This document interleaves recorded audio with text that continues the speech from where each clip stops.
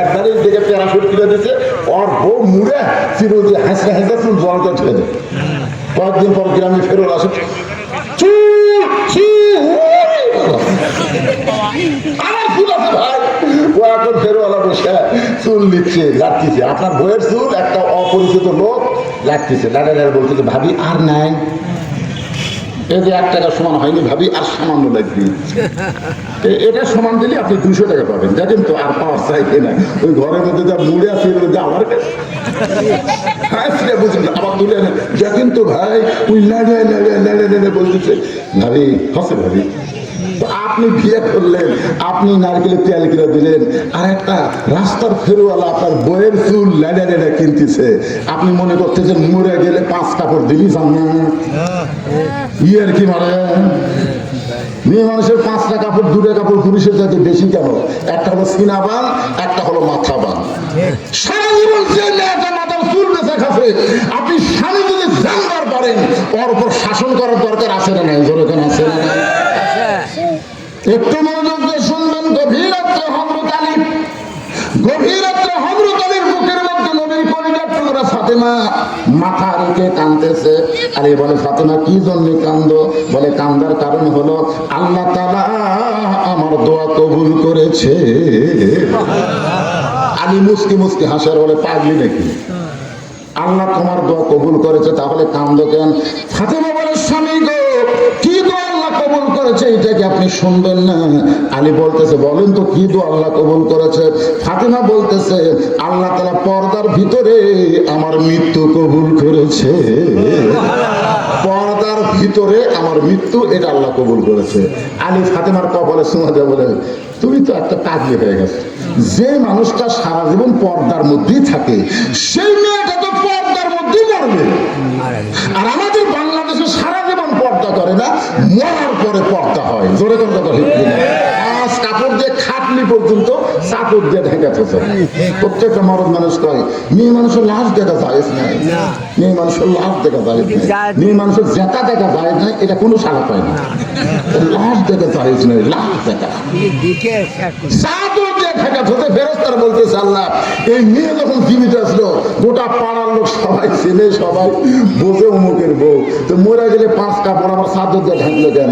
আল্লাহ বলতেছে ওই দেশের নাম বাংলাদেশ রে, ওই দেশে বাঁচতে পর্দা না করলে মরার পরে পর্দা হয় রে। পর্দা মরার পরে। হযরত আলী বলে ফাতেমা সারা জীবন পর্দার মধ্যে ছিল, আল্লাহ তোমার পর্দা কবুল করেছে, এটা আবার কান্দার কারণ কি? ফাতেমা বলে স্বামী গো আমার কি জন্য আল্লাহ পর্দা কবুল করেছে, আমার মৃত্যু কবে হবে এইটাকে আপনি জানবেন না?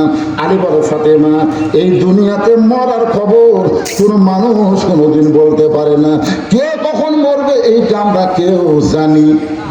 আরো জোরে, আমাদের যে মৃত্যু হবে এই ব্যাপারে সন্দেহ আছে, কিন্তু কবে কোন জানি না, কবে কবে তো জানেন না। তো এত মশান মারতেছেন তারা বারবার খালি কে ভাই ঘাড় কাট করে কি দেখতেছেন? হুজুর 6 তলা ভিড় দিছি তো 3 তলা হসে হুজুর রড দাঁড় করে থুতে হুজুর দেখতেছি। যখন এই দিকে দেখেন এই ঘাড়ের ফেরেশতা কিন্তু চাপা খায়। ফেরেশতাকে ফেরে পাগলা কি দেখিস রে তুই? উপর দিকে না তাকা নিচের দিকে তাকাতো। তোর জন্য 6 তালা না, তোর বাজেট হচ্ছে 20 তালা। ধরে কোন তালা? কি 1 তালা না 20 তালা? আমরা বারবার কি দেখতেছি? তাহলে আপনি জানেন না কবে মরবেন, কবে মৃত্যু হবে, এটা আপনি না জানার পরও বারবার উপর দিকে তাকান, একটা বারো নিচের দিকে দেখেন না।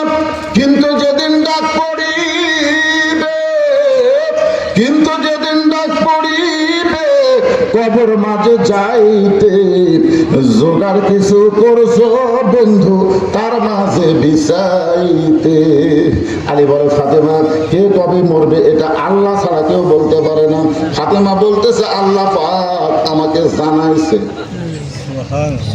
আল্লাহ পাক আমাকে জানাইছে আজকে গভীর রাত্রে ফাতেমার মৃত্যু হবে।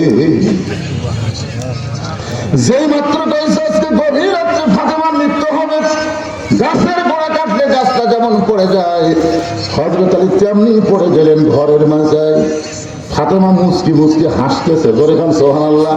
যে আজকে রাতের বেলায় মারা যাবে সে মুচকি মুচকি হাসে, স্বামীর মাথাটা উড়াতের উপরে নিয়ে কপালে একটা চুমা দিয়ে বলে, স্বামী গো, আমি আমার বাবার মুখে শুনেছি আপনি হলেন পৃথিবীর সবচাইতে বড় বীর। আমার বাবার মুখে শুনেছি আপনি হলেন পৃথিবীর সবচাইতে বড় জ্ঞানী। আপনার বলেন তো কিয়ামত পর্যন্ত হযরত আলীর মতন কোন বীর দুনিয়াতে আসবে? আরো জোরে করে আসবে? কিয়ামত পর্যন্ত হযরত আলীর মতন কোন জ্ঞানী ব্যক্তি আর পৃথিবীতে আসবে না। রাসূল বলেছেন, আনা মাদিনাতুল ইলমি ওয়া আলী বাবুহা, আমি হচ্ছে ইলমের শহর, আলী হচ্ছে তার দরওয়াজা। আল্লাহ রাসূল বলেছেন, আলী ওয়াসাদুল্লাহিল গালিব, আলী হচ্ছে ইসলাম গালিব করার ব্যাপারে আল্লাহর সিংহ। ফাতেমা বলে, স্বামী গো, আপনি পৃথিবীর শ্রেষ্ঠ জ্ঞানী শ্রেষ্ঠ বীর হওয়ার পরে আপনার বয়সে গভীর রাত্রে মারা যাবে, এটা শোনার পরে আপনি এমন ভাবে কেন পড়ে গেলেন? আপনি কি জানেন না এই দুনিয়া থাকার জায়গা না, আসলে যাইতে হবে। এই দুনিয়া থাকার জায়গা না, আসলে। সবাই একটু মুখ খুলে বলেন, দেখবেন মরা নিয়ে কোনো টেনশনই হবে না। মরা তো লাগবি রে ভাই, এত টেনশন করা লাগবে। এই জন্য বলেন আসলে। সবাই বলেন, যুবকরা তোমরাও বলো। তোরা আমাদের কাহানিতে আমি এই বছর হিসাব করে দেখলাম যতগুলা মানুষ মারা গেছে, বুড়া মানুষ মারা গেছে 5%, আর 95% মারা গেল যুবক এই বছর। বুড়ারা মরতেছে না আবার, এরা তো কি মাল খেয়ে খেয়ে ওরকে কাছে আপনার যাই না, এরা জীবনে বেসাই চলে না। দেখবেন একটা বুড়ো মানুষ রাস্তা পার হওয়ার সময় কয়বার তাকায়, দেখছেন আপনি? আমি একটা মুরব্বী মানুষের দেখছি 3-4 বার তাকানোর পরে তখন দেখে কোনো গাড়ি নেই, তখন আস্তে আস্তে যায় আমার বের করে। এতবার সতর্ক হলে মরবি কেমনে? আর একটা জুয়ান পার হচ্ছে এই দিকে তাকে অন্যদিকে খেললে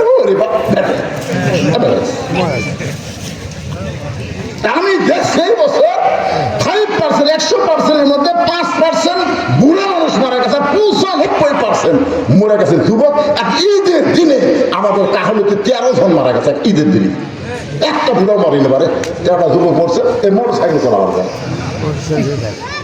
তাহলে তারা যুবক আছে, আমার সঙ্গে একটু বলো, হাসাহাসি না করে সত্য কথা, জাহাত সাকারাতুল মাউত হাক্কুন, এই সত্য কথাটা বলো। আসলে আরো জোরে আসলে